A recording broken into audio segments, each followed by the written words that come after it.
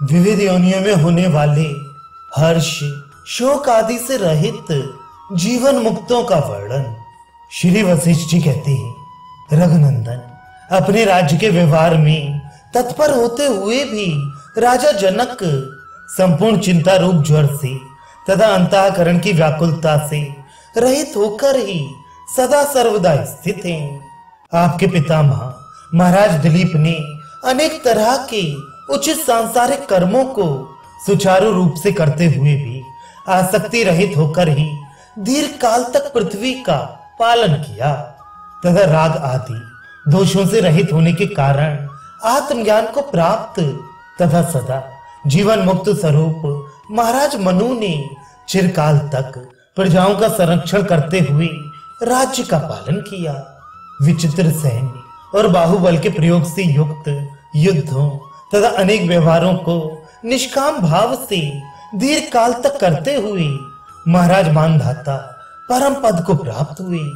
पाताल के राज्य सिंहासन पर आसीन सदा त्यागी सदा अनासक्त राजा बलि यथार्थ रूप से व्यवहार को करते हुए भी जीवन मुक्त रूप से स्थित हैं। दानवों के अधिपति नमुची देवताओं के साथ युद्ध करते हुए तथा सदा नाना प्रकार के व्यवहार एवं विचार विमर्शों में तत्पर होते हुए भी भीतर से संतप्त नहीं होते थे।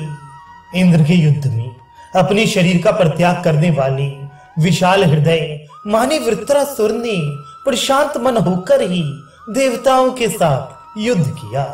पाताल तल का परिपालन करते समय दानवोचित कर्मों का अनासक्त भाव से अनुष्ठान करते हुए भक्त प्रवर प्रहलाद अविनाशी अनिर्वचनीय परमानंद स्वरूप परम पद को प्राप्त हुए। समस्त देवताओं के मुख स्वरूप अग्नि क्रिया समूह में तत्पर होते हुए यज्ञ शोभा का चिरकाल तक उपभोग करते हैं, तथापि वे मुक्त होकर ही इस त्रिभुवन में निवास करते हैं। जगत के प्राणी समूहों के अंगों का चिरकाल से ही संचरण कराते हुए भी वायु जो सदा सर्वदा सर्वत्र संचरण करने वाले हैं मुक्त ही स्थित हैं। ज्ञान रूप रत्नों के एकमात्र समुद्र तीक्ष्ण बुद्धि वीरवर स्वामी कार्तिकेय ने मुक्त होते हुए भी तारक आदि असुरों से युद्ध किया। महामुनि नारद मुक्त स्वभाव होते हुए भी इस जगत में कार्यशील और शांत बुद्धि से विचरण किया करते हैं। जीवन मुक्त होकर ही अनासक्त भाव से सहस्त्रमुख नागराज शेष पृथ्वी को धारण करते हैं। सूर्य दिवस परंपराओं का निर्माण करते हैं और यमराज धर्म अधर्म विचार पूर्वक लोगों का नियमन करते हैं। इन पूर्वोक्त महान भावों के सिवा दूसरे भी सैकड़ों महात्मा यक्ष राक्षस मनुष्य और देवता इस त्रिभुवन में मुक्त स्वरूप हुए ही संसार में अनासक्त भाव से विचरण करते हैं। विचित्र आचार व्यवहारों में स्थित कितने ही पुरुष भीतर शांति से युक्त हैं, जबकि कुछ तामसी मूढ़ पुरुष तो मोह में मग्न हुए पत्थर के सदृश बने रहते हैं। कुछ महात्माओं ने परम ज्ञान का संपादन करके तपोवन का आश्रय लिया, जैसे भृगु भरद्वाज विश्वामित्र शुक आदि। कुछ महात्मा परम ज्ञान प्राप्त कर राज्यों में ही छत्र चवन धारण किए रहते हैं, जैसे जनक शर्याती मानधाता सगर आदि। कुछ तत्वों के आकाश में ग्रह नक्षत्र आदि के आधारभूत ज्योति चक्र के मध्य में स्थित हैं, जैसे बृहस्पति शुक्राचार्य चंद्र सूर्य सप्तऋषि आदि। त्रियक योनियों में भी सदा से कृत बुद्धि महात्मा रहते हैं और देव योनियों में भी मूर्ख बुद्धि वाले लोग विद्यमान हैं। जिसका अत्यंत व्यापक स्वरूप है उन सर्व स्वरूप परमात्मा में सब कुछ सर्व भाव से सर्वत्र सब प्रकार से सदा ही संभव है। श्री राम मुक्ति हो जाने पर फिर इस संसार में किसी प्रकार जन्म की प्राप्ति संभव नहीं, किंतु करोड़ों मनुष्य आत्मा के ज्ञान का अभाव होने से ही अज्ञान में निमग्न रहते हैं। रघुकुल तिलक मुक्ति होने पर इस संसार में विज्ञानानंद घन परमात्मा की प्राप्ति सदा ही बनी रहती है।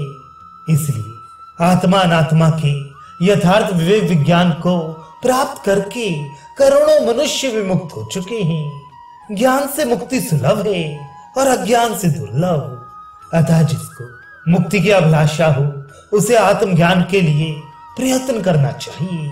आत्मज्ञान से संपूर्ण दुखों का सर्वथा विनाश हो जाता है। इस वर्तमान काल में भी राग शून्य, भय रहित, महाबुद्धिमान राजा सुहोत्र और जनक आदि के समान अनेक जीवन मुक्त महापुरुष विद्यमान हैं। इसलिए श्री राम, तुम भी ज्ञान वैराग्य से उत्पन्न धीर बुद्धि से युक्त मिट्टी के ढेले, पर्वत और स्वर्ण में समदृष्टि तथा जीवन मुक्त हुए विचरण करो। रघुनंदन, इस लोक में देहधारी जीवों की दो प्रकार की मुक्ति होती है, एक तो सदेह और दूसरी विदेह मुक्ति। अब तुम इनका विभाग सुनो।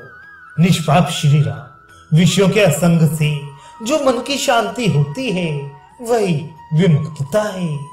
वह विमुक्तता देह के रहते हुए और देहावसान होने पर ही होती है। जो विद्वान विषय स्नेह से रहित होकर जीता है वह जीवन मुक्त कहलाता है, एवं जो विषय स्नेह से युक्त होकर जीता है वह बद्ध कहलाता है।